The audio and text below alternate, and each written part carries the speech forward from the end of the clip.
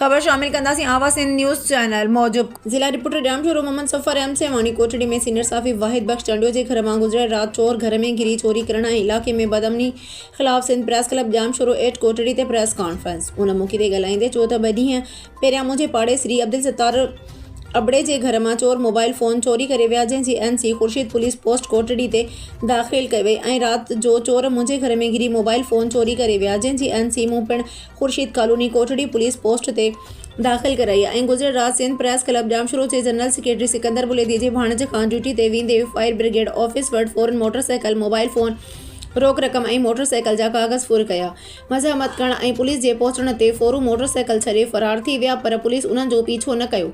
हिननि जो चवणु हुयो त इलाइक़े में चोरियूं रोज़ जो बुनियाद ते ऐं फुरियूं धाड़ा थी रहिया आहिनि पर साइड पुलिस ख़बर नाहे त कहिड़े धंधे सां लॻल आहे। हिन IG सिंध पुलिस ऐं DIG हैदराबाद SSP जामशोरो खां मुतालबो कयो आहे त चोरी ऐं फुर्तियल सामान वापसि करायो वञे ऐं कोटड़ी साइड में अमन अमान बहाल करायो वञे। डेली बोल लाहौर TV जो नुमाइंदो आहियां, ब्यूरो चीफ आहियां ऐं डेली वर्ल्ड न्यूज़ जो ब्यूरो चीफ इस जामशोरो आहियां। राति मुंहिंजे घर मां मोबाइल फ़ोन चोरी थी वई आहे। इन खां 2 ॾींहं पहिरियों मुंहिंजे पाड़े जो अब्दुल सत्तार अबड़े जे घर मोबाइल चोरी थी वई, सामान चोरी थी वियो।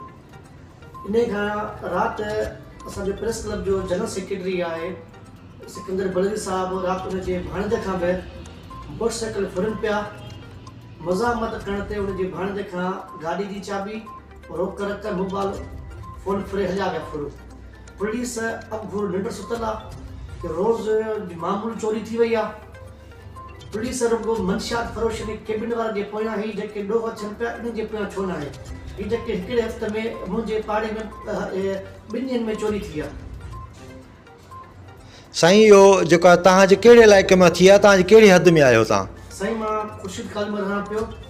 खुर्शीद पोस्ट पुलिस आहे बिहार कॉलोनी में। मूं ते हींअर NC दाख़िल कराई आहे। पुलिस मूंखे यकीन दहानी कराई आहे त इंशाल्लाह कोशिशि करे तव्हांजे साम्हूं